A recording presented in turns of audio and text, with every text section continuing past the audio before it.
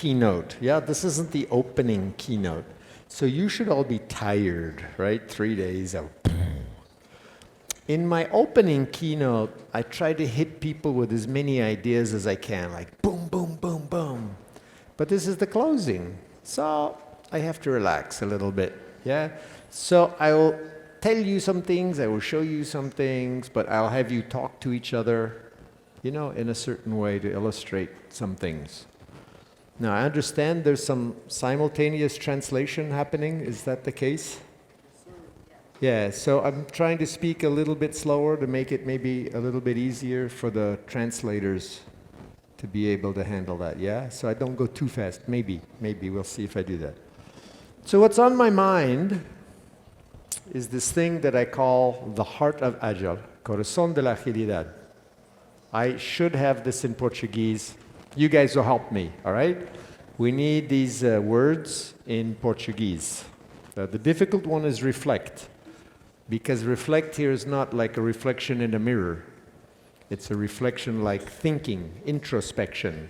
In English, the word reflection is both, right? But it's not like looking at a mirror, it's more looking inside. So I'm going to tell you why we have this thing. But I want to go back to the very beginning. I find, you know, it's useful to start at the beginning. What is Agile? Fundamentally, according to the dictionary and people's understanding of the word in English, it is the ability to move quickly and with ease, and in particular, changing directions. So I'm just going to stick with that use of the word agility. When we wrote the manifesto, we knew that word. We had many words to choose from. And we chose that one, understanding the implications of that word. So I'll take that to mean agile or agility. When you look at a project and you want to use the word agile or agility, the key point is that this moving quickly and changing direction allows you to steer to a result. You drive and you change directions trying to achieve a result. Now you'll notice I don't say the word software. This has nothing to do with software. It's an accident of history that some programmers decoded this thing, which is applicable to all mental endeavors whatsoever. Any kind of initiative, any kind of a project, you take this initiative because you want to change the world.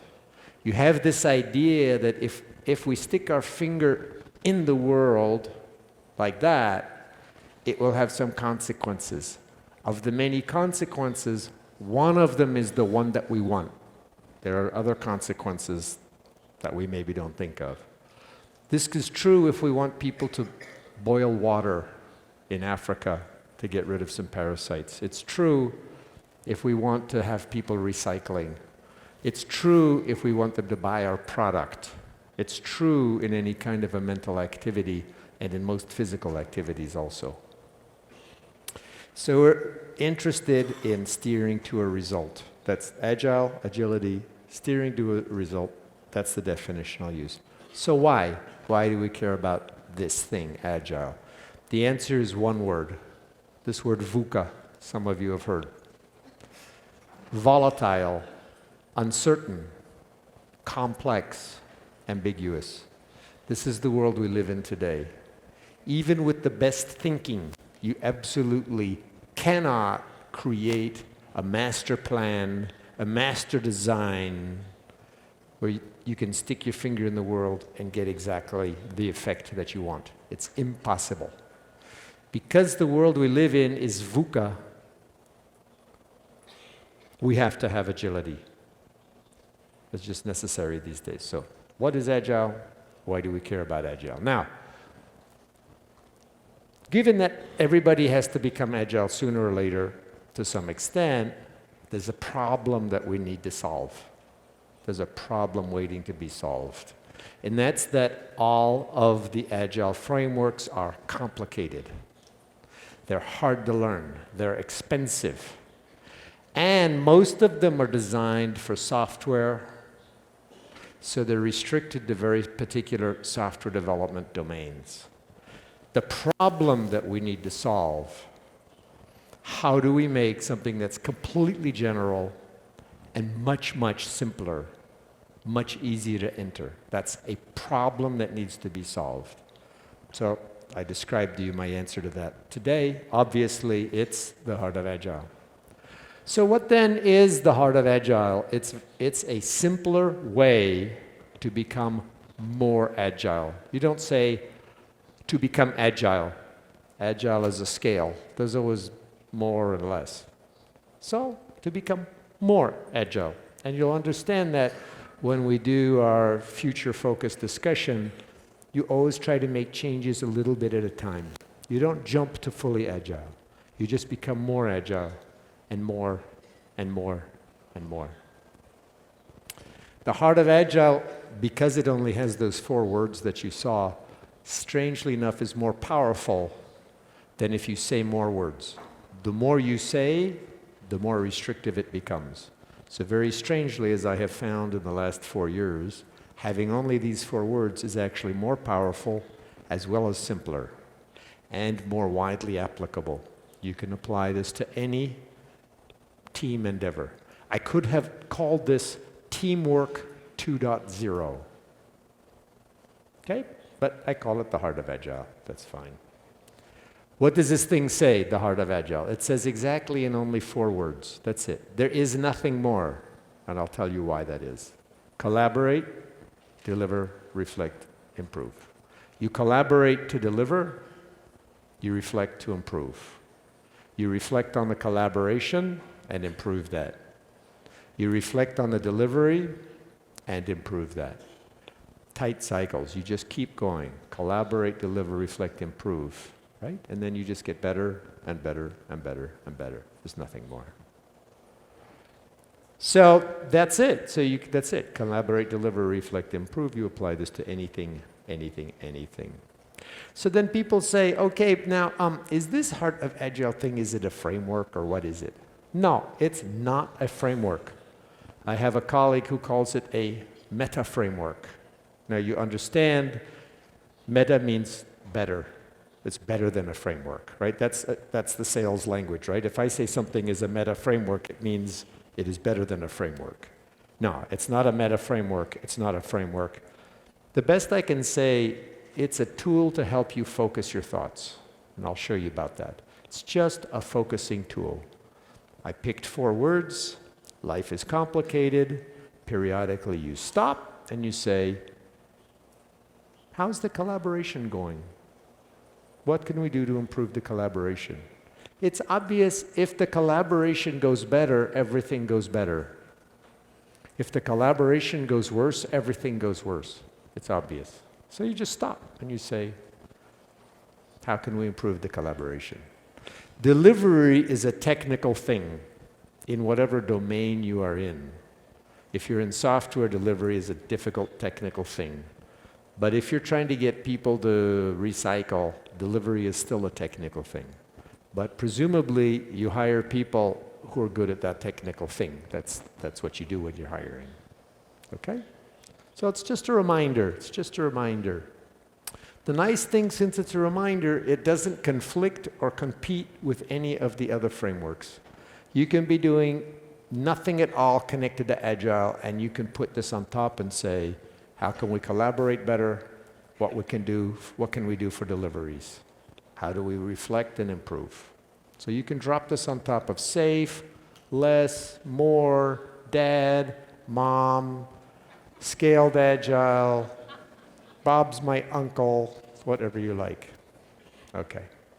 So this then is heart of Agile. Steer to success in a VUCA world. That's what we're after. Now, how did I get there? Why did I get there? And so on. Here's a lovely slide by a guy in France. His name is Pierre Hervé. And he did this quick summary of history. He said, in 1991, about that time frame, people started coming up with these things that looked like what we would now say Agile methodologies. There were like 7 or 8 of these things. We had a meeting in 2001. We asked if we could make a common container for all of these. And we wrote the Agile Manifesto. So that was a big simplification. Since 2001, there's been this explosion of agile methods and frameworks and things, explosion. And so Pierre said, yeah, you know, this heart of agile is a re-simplification. Let's get back to the basics. Why? I'm a certified Scrum trainer. I have a CST. I teach these CSM classes. When I was accredited last time for my CST, I had to fill out a spreadsheet with 104 learning objectives that I should deliver in 2 days. It's like one every 5 minutes or something. I have no idea how you do that. I mean, I do that, but I don't know how you do that.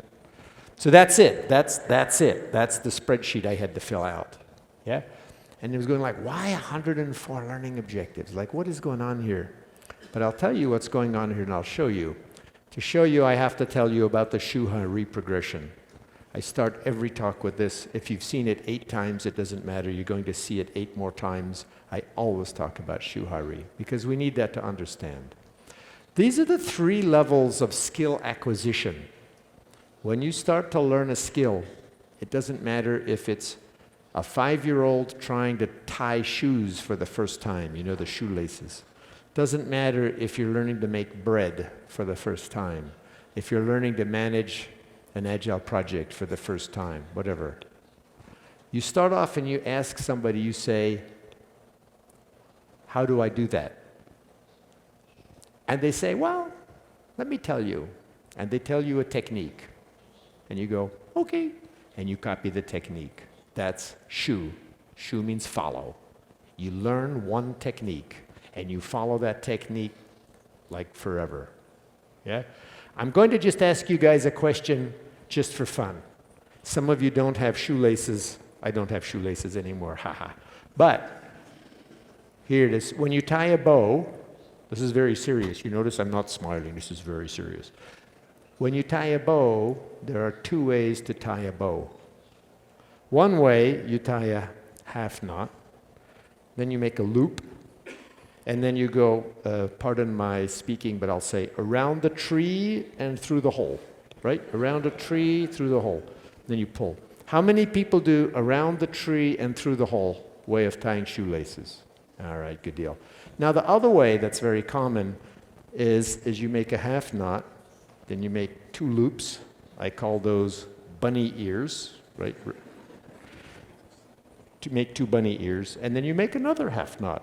That's super easy. Half knot, bunny ears, half knot. How many people here do the bunny ear method? All right, good deal. Now, here's the question for you that's interesting. Be honest now. All of you people who do the round the tree and through the hole, how many of you have never tried the 2 bunny ear method? Raise your hands. Okay, good. That's fine.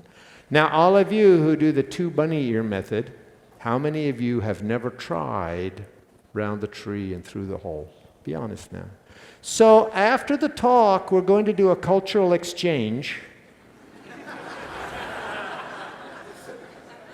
And I really want you to find somebody who does the other one and have them, they'll tell you, oh no, this is the best way to do this. And try the other way. It will hurt you. Somebody wrote to me, nobody ever does this. I say, please do this. Nobody ever does this. Somebody wrote to me and he said, I tried that. It was really difficult. Okay?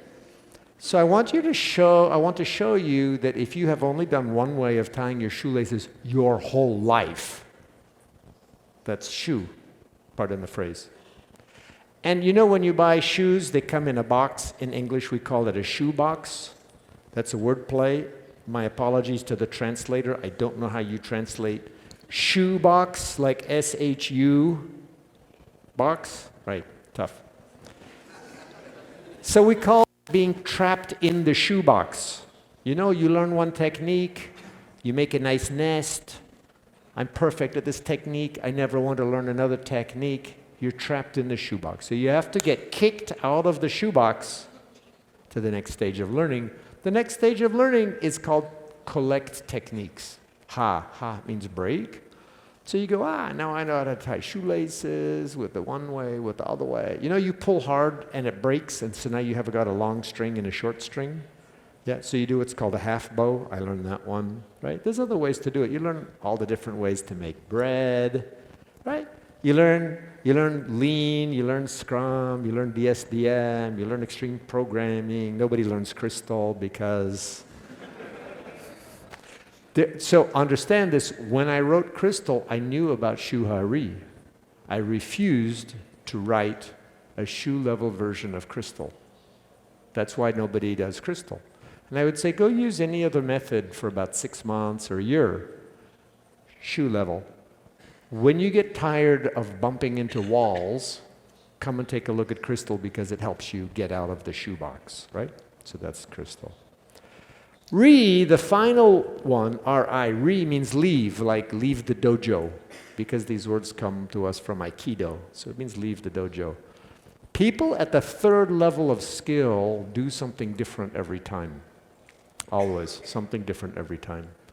Because they use their full body, they sense it, they feel it. Anybody who cooks a lot, when they cook their favorite dish, they don't look at the recipe, they make it different, they add ingredients. They don't have this ingredient, they put in a different ingredient, right? That's re. You just feel it, that's re, okay? Shu and re are fundamentally contradictory. The Shu people come in and say, give me one technique. The Re people say, I can't give you one technique, it's always different. The Shu people say, don't talk funny like that, give me one technique, right? And I'll teach you a technique, but I'm on my technique, okay? So there's a fundamental contradiction there. And so you need some Re-level people around because you're competing on a world scale, so you have to have some Re-level people. You will always have some Shu-level people with you. So you have to understand that the Shu-level people will come in and they will ask for a technique. And if you're Re-level, you just have to live with that. You give them something to start with, then you help them get out of the shoebox. Right? That's Shuhari. Now you see, if we go back to that slide, that's why there are 104 learning objectives. Because there are 300 Scrum trainers in the world. There are 800,000 certified Scrum Master people who've been through the certified Scrum Master training in the world. 800,000. So these guys said we need to make as close as possible to a shoe-level description of Scrum for the beginners. Scrum fundamentally is a re-level approach. It's a re-level methodology. So it was hard to try to make it shoe-level. But that's why Scrum looks like it does today. And when you take a Scrum class, you need to learn it, then kick yourself out of the shoebox. Yeah? So that's okay, and I knew all of that. But that didn't help me because I wanted to simplify Agile. And there's no way to make it shoe-level and simplify it and be general, because every time you make it shoe-level, it's too specific. So I found this nice Japanese word, kokoro. Kokoro means essence or heart. It means radical simplification. And the word kokoro has a good history in Japan. The 16th century samurai Musashi wrote his big book at the end of his life, and he used this word kokoro to talk about the essence of being a samurai. So this was the word I was looking for.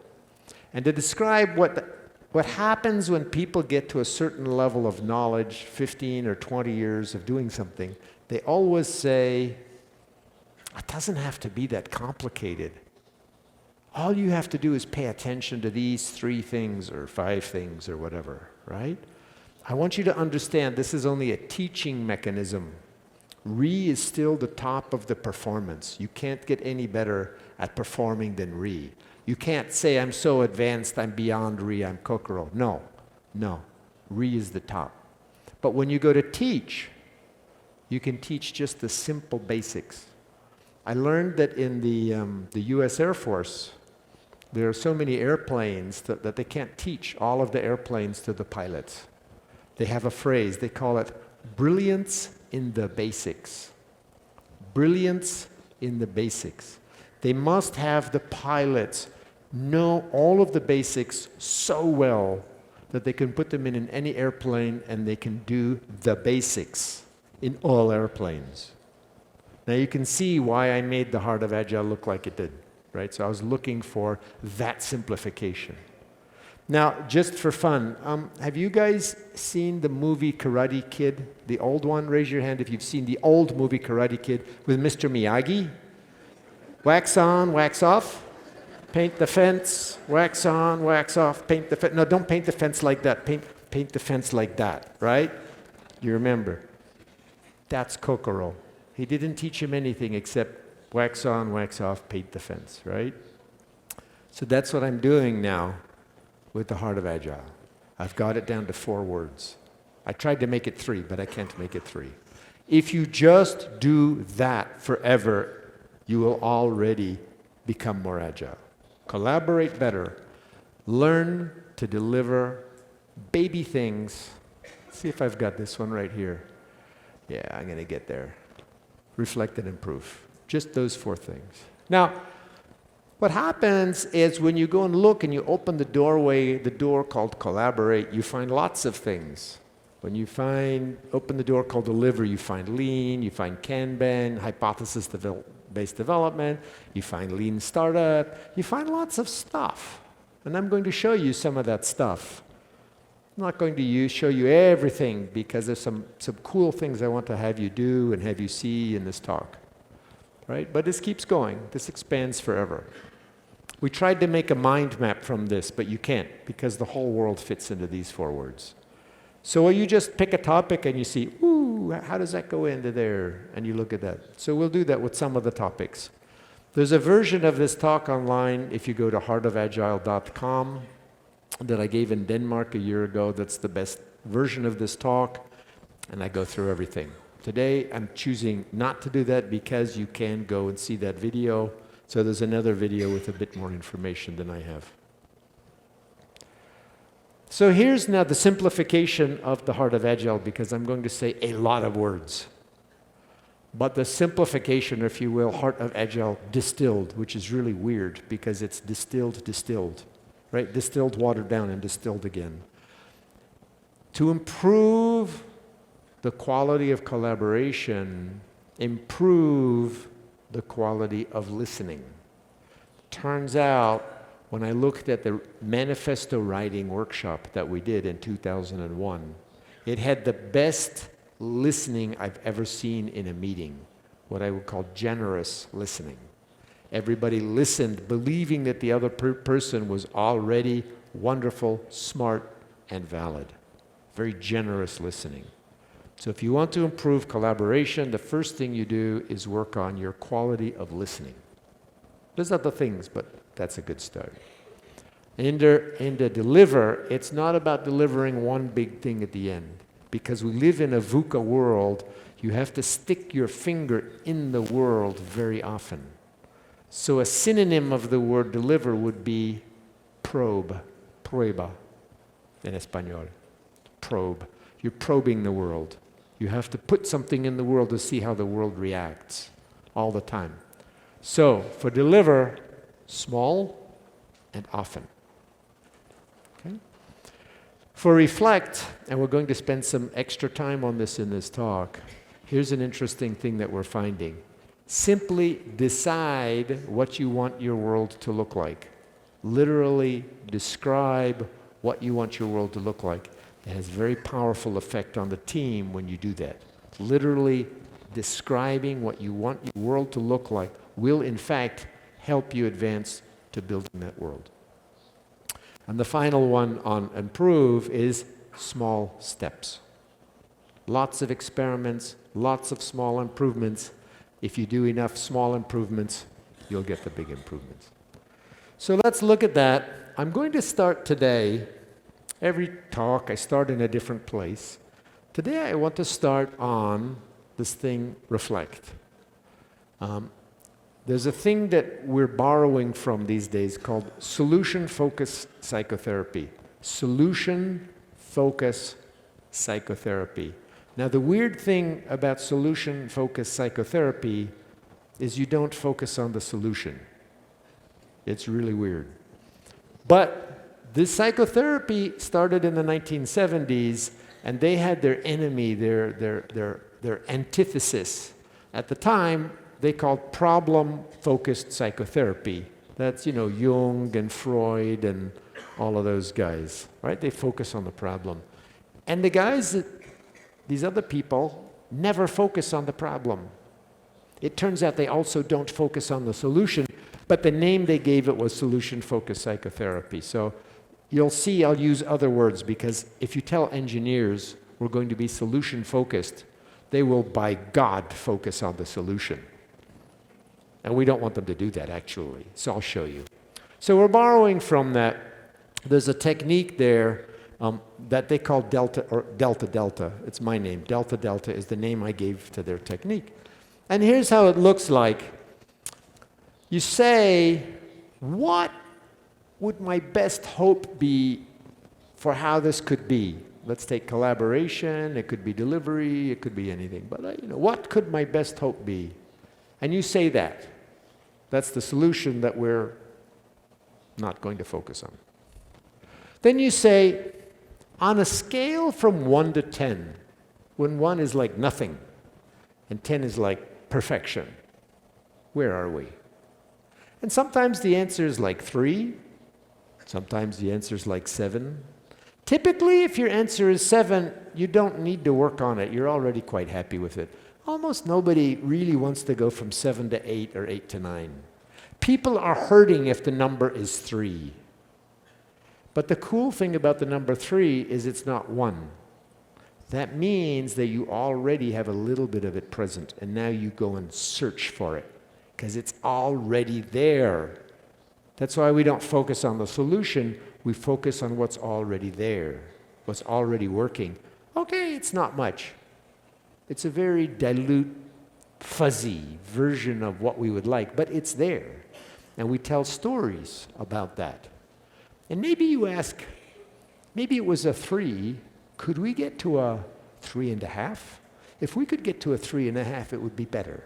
So this is the key thing with solution-focused psychotherapy, why they don't focus on the solution. They only focus on a little bit better. Always a little bit better. So that's why I call this a delta-delta method. You already did a big delta, now we're looking for the small delta. Okay? So you can apply this in your next retrospective, in your next reflection workshop, in your next team meetup, whatever. You just say, I have a topic. Where are we on a scale of 1 to 10?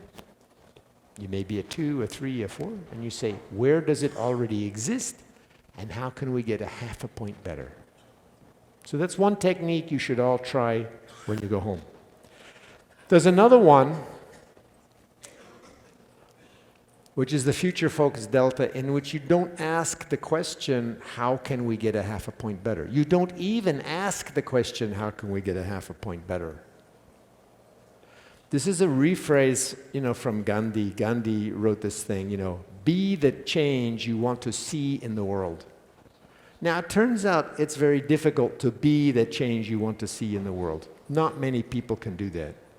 But what the people who do solution-focused psychotherapy found was you don't have to be that change. Strangely enough, you only have to notice it. As you notice things, you think about them more. As you think about them more, you talk about them more. As you talk about them more, you actually bring them into action. So if you want to talk about collaboration, the more you notice, the better you will become, just without even taking any action. So this is how this looks. It says, when things are working well, or maybe you can say, when things are working a little bit better, what I will notice is, and you just say, and here's a common technique. This one was used by my colleague Soledad Pinter from Argentina, now in Brussels. And she said to her boss, who was complaining about something, suppose that it was fixed tomorrow. You came in the office tomorrow, and it was, let's say, just a half a point better. How could you tell that it was better? What would you see, hear? What would you notice that would indicate to you that, in fact, it was a half a point better? And strangely enough, that's the end of the technique. You don't ask how to get there. You just say what it would look like. So we're going to try that out, because this is the closing keynote. I'm less concerned on showing you all of the elements behind all of the 4 words. And I figure give you a chance to talk to each other, right? And let's take this one. We're going to do this in 2 parts. I'm watching my watch, because the people who run this conference are very afraid I might go past 5 o'clock when you all turned into stardust and go pew, like that, or you run out and get a beer, which I might do. All right, find a partner, person next to you, obviously. Now, think about the collaboration, and let's start with something easy. Pick something that's working pretty well in your organization or your team. Maybe it's a 6 or a 7 or an 8, you know, really wonderful or not too bad. Around collaboration, any particular element of collaboration that crosses your mind. Turn to your partner, I'll give you some minutes. On a scale of 1 to 10, where is it now? And tell a couple of stories about that, how you see that. Maybe take 2 minutes and then change 2 minutes. And I'll tell you, I'll make this noise when it's time to change direction, so you'll know, right, this? Right, so I'll give you 2 minutes, then I'll go ping, change, and then the other person tell the stories, okay? Go ahead now, 2 minutes. I love that you all know that technique. Thank you so much. So, you know, let's try this now on something maybe a little bit more difficult. So that was the easy one. That's the warm-up. Let's now find something that's not so good in the collaboration where you are, whatever it could be. Maybe it's a 2, a 3, a 4 on the scale. Let's try this, because this is now a bit more difficult. So, turn to your partner again. Something that's not so good around the collaboration in your company or department. Where is it? When it becomes a half a point better, what will you notice? How will you know, or how will you detect that it actually has become a half a point better? What will you detect? Okay, same thing, 2 minutes, ping, 2 minutes, go. Amazing, sweet. All right, and I will say, so that's it. That's why you don't focus on the solution in solution-focused coaching or solution-focused psychotherapy. It's very strange. But that's what it looks like. And we have some success stories. My friend Jerry Derbier in Paris, he does this. This is all he does. And they've, over the course of the last 2 years, one particular company, it's not a software company, they've changed the tone and the mood of the entire company because they do this in this department. It's become part of the culture of their company. This is all they do, right? That's his only consulting stick is this. It's amazingly powerful technique. All right, so looking at the time, now I'm told, in fact, at 5 o'clock, it's not a good idea for you to run away and get a beer because they're giving away prizes. So you need to stay and pick up one of the prizes. All right, so now I could go into each of the quadrants and say things, but I know you can do that on a video. Go to heartofagile.com, look at the presentations, find the presentation from Denmark. It contains all of it. Because I have one particular thing I want to get to that's extra special today. And to get to that, I'm going to skip over all of the delivery sections that I normally like to spend some time on, removing bottleneck stations, continuous flow, early revenue, learning, all of these graphs and stuff you can find in my papers, you know, videos, every talk. I talk about these things for like 10 years now. So you can go find those ones. What's interesting here is culture. And I want to, and what happens when you talk about collaboration, basically the thing you're talking about is reducing fear, increasing trust. You talk about leadership and non-punishing based ways of leading. But inside all of that is a really interesting little corner that I call guest leadership. What is guest leadership? I'll help the translators here. In Spanish, it's liderazgo de los invitados. How bizarre is that? But it turns out that it's very common in society, and you will see this everywhere once you know to look for it. Let's say you go to a friend's house for a party, and you see they've run out of bread. You go to the back, you go to the kitchen, you get some bread, you slice the bread, you find some cheese, you slice the cheese, you bring out the bread and the cheese. So you're not the host, you're the guest. But you did something that was an act of leadership, even though you're the guest. It happens in the US quite often that maybe we have a party and Alexandre over here sees that we've run out of beer and he says, hey, I'm going to go and buy some more beer. Who wants beer? And someone says, I don't drink beer, I want wine, I want vodka. Alexandre goes and gets some friends, they go in the car, they go and bring back the thing. Right? So Alexandre here is a leader, but he's a guest. So that's weird. It turns out when you look around in society, you find this happens all the time. That ordinary people will just for a minute become a leader and then go back to being themselves. The next time you see someone on an airplane helping somebody put the heavy suitcase in the overhead, that's guest leadership. Okay?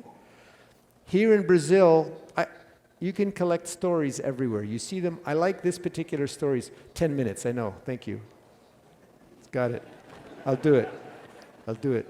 You'll see me. I'm going to talk really fast for the last 30 seconds. Slide, click, click, click, click, click, click, click, click. I want to get them on my slides. I just wasted 30 seconds. Shit.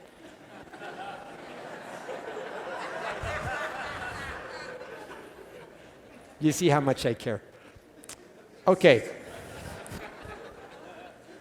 So somewhere in Brazil, I don't know where, maybe you recognize the beach, there was a family, they were in trouble in the ocean, and it wasn't the lifeguard who went and saved them.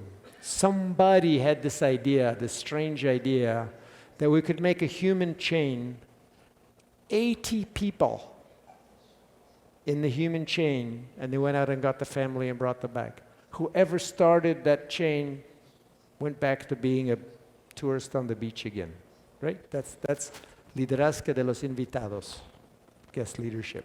Now the reason I bring this up is because we have a special guest here today, a lady by the name of Monica Del Soc from Mendoza. And she just finished climbing the highest mountain in Europe, Elbrus. So she's from Mendoza. She already climbed the highest mountain in North and South America, Aconcagua, about a year ago. She's doing the whole 7 peaks thing, right? And so, I helped her a little bit with this, and she says, hey, I'll carry the Heart of Agile up to the top of Elbrus. And she just came back literally 1 week ago. So she just got over jet lag, literally, from this. And she's sitting right over there, and I'm going to ask her to come up afterwards after I tell her story a little bit. This is amazing. And so there's Elbrus, 5,500 meters up. Very technical climb, lots of ice, lots of stuff like that. So there she was. I live in a city called St. Petersburg, not Russia, but Florida. And there she is on the beach holding this little banner with the Heart of Agile. And there she is at the top of Elbrus, sitting there with the Heart of Agile. So here are some pictures from her. There she is in the airport in Mendoza. There she is on the mountain with fog and cold and a big smile on her face. Some people think this is fun. Not me. I'm on the beach in Florida, okay? She's on the freezing mountain up there. And then you see her, she called me up on WhatsApp, and that's what she looked like at night, big smile on her face in a sleeping bag at 3,000 meters in minus 20, 30 degrees, I don't know. And this is her group of people, and none of them are sleeping because the last day is an 18-hour day, 12 hours up. They get up at 1:30 in the morning, go for 12 hours to get to the top, and then back down 6 hours no rest with a backpack, right? And crampons and like it's not fun. So here's a little thing about 30 seconds long, her coming up the very last steps, and you'll see it. And there's no sound on this video because it doesn't matter. All you hear is the wind like this. So I'm going to do the sound effects on this, right?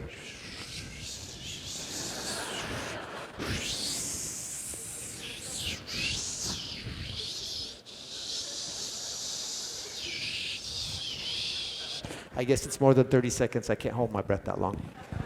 But doesn't matter. Look at that. This is amazing.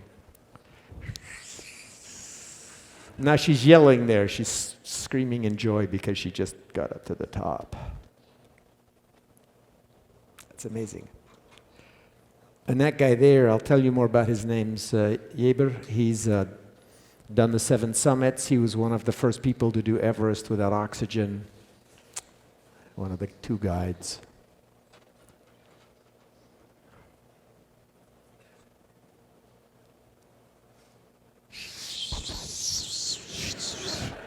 And there you go.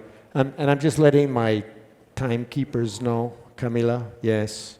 It says 6 minutes, not 5, so my watch will do the synchronization. I know I'm wasting time. I'm doing this for fun. I'm playing with you. So there they are. Now, there's only 2 things I want to say about this. This one and the next picture. This picture is unique. Yeber has been being a guide on Elbrus for years. He said this is the first time they ever had a group selfie on top of Elbrus. And I said, why is that? It's because it's so cold. The people are so tired. They get up there, they touch it, and they go back down to get a bit more warmth. They had so much collaborative teamwork in that group, they literally all waited for each other, 8 people. And Yeber had never seen 8 people wait for each other at the top of Elbrus to take a selfie. Like, that's like astonishing. And part of it is this guest leadership thing, because this guy on the right, Diego, and there was another guy, Dan, they're 15 minutes from the summit. They take off their backpack and they make the last 15 minutes without a backpack. And Diego goes, I can't go. You go ahead. She says, no, I have some tea. I have some raisins. 2 of them, she gave tea and raisins. They said, okay, fine, we're good. You go ahead. She went ahead and stayed at the top and waited for them to come up. Now that's guest leadership, right? So this is a really unique picture because of the collaborative nature of that team. And a thing I won't develop because my timekeepers are really nervous over there. I have 3.5 minutes left and they can hardly sit still because they want to give you prizes. They want to give you prizes, people. The reason you see they're packed close together, if any of you have read Elihu Goldrat's book, The Goal, Theory of Constraints, the team was, the group was spread out because a couple of people were going super fast and leaving the others behind. So they put the fastest person behind the slowest person so he couldn't run ahead.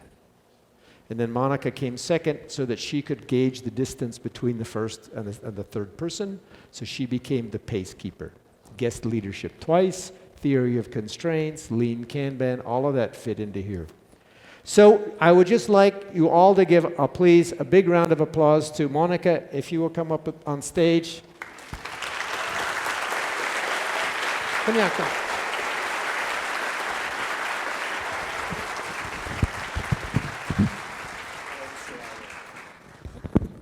Muchas gracias. Buenas tardes. Speaking Spanish, nada más. Sé que aquí en Brasil se entiende bastante el español. Nada más que agradecer a Alistair, a ustedes por creer en la colaboración.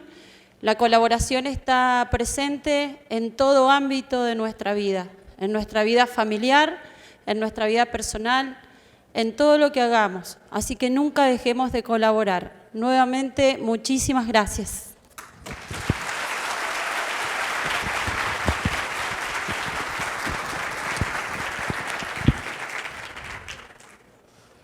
All right, so there she is, my favorite picture of her at the top of the mountain, sitting there like that, victorious. Then in St. Petersburg, the other St. Petersburg. And then for those of you who like certificates, there's a real certificate saying that she climbed Mount Elbrus. So that's a certificate for you. So the thing is, like, the world is very complicated, life is complicated, but just periodically simplify it. Just simplify it, just these 4 words. And there you have it, the distillation of the heart of Agile. Collaborate, deliver, reflect, improve. Increase the quality of listening. Deliver small and often. Decide what you want your world to look like. And improve in small steps. Thank you very much.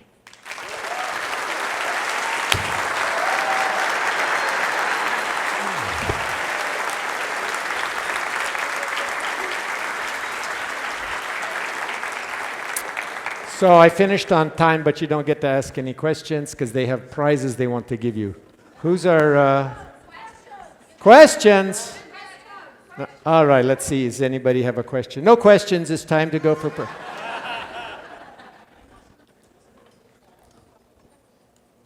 Only people on the front row can ask questions because that's all she can reach with the microphone. Make her run. Somebody in the back. Over there. There must be a question over there. Hey, come on, people. Sí. Ahí. Sí. Tenés una pregunta, yo sé. ¿Algo, alguien? Nada? Hey, Alistair, I'll ask you a question. Hi. Hey. Alexandre doesn't get to ask me a question because like he's been with me for 4 days. Jiminy Christmas, man. What's your question? It was about some of the things that you see around collaboration, especially in software engineering. So like today, pull request flows are very popular, right? What is popular? Pull request flows on Pull Git. request flows, yeah. So that an engineer will do his own thing and then he'll send a request for somebody to look at it and wait for a bit. Yeah. Whereas we see alternatives in pair and mob Super programming technical and stuff. question coming, guys, but I know where he's going with this, so it's all right. He already asked me this in the taxi. What's the question? So what's your view in terms of fostering collaboration when the tools kind of get in the way? It's not the tools so much that get in the way, although they do, but what he's pointing at there is when you talk about collaboration in a pure sense, we're not in a framework, right? We're not doing like Scrum at Scale or SAFe or something. We're just talking pure collaboration. You have to talk about employee evaluation. How do you get your raise? Most employee evaluations do not have collaboration as one of the top 2 things. If it's not, like, so did you do your job you were hired for? Is the team a better team because you are present? Those are really the only 2 questions you really are asking. If you don't have that one as one of the top 2, it will get no attention. What he's referring to is in many places, the programmers are operating independently, and the tools don't give, or the use of the tools, I will say, don't give the right emphasis on the people who are checking the code, right, reading the pull request or whatever. So it may or may not be the tool, but it for sure you have to change the way you evaluate how those things are done. So I generalized your question. Maybe one more. Let's see what we've got. Se alguém quiser perguntar em português, eu posso tentar traduzir. Sí, en portugués, cómo no. Traducimos.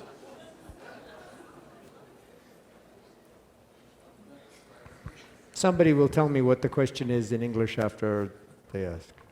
So in your slide about Shuhari, you Yeah. have XP in the shoe. Yeah. Could you explain to me why? Yeah, for me, extreme programming was really very shoe level. It says, you have your meeting like this, you sit like this, you have these roles, you do red-green refactor, you must do all these things. The moment you say you must do all these things, that's the most explicit of all, in fact, of all of the Agile methods. So that's why I put XP in the shoebox, part of the phrase. Okay, guys, that's enough. Thank you very much.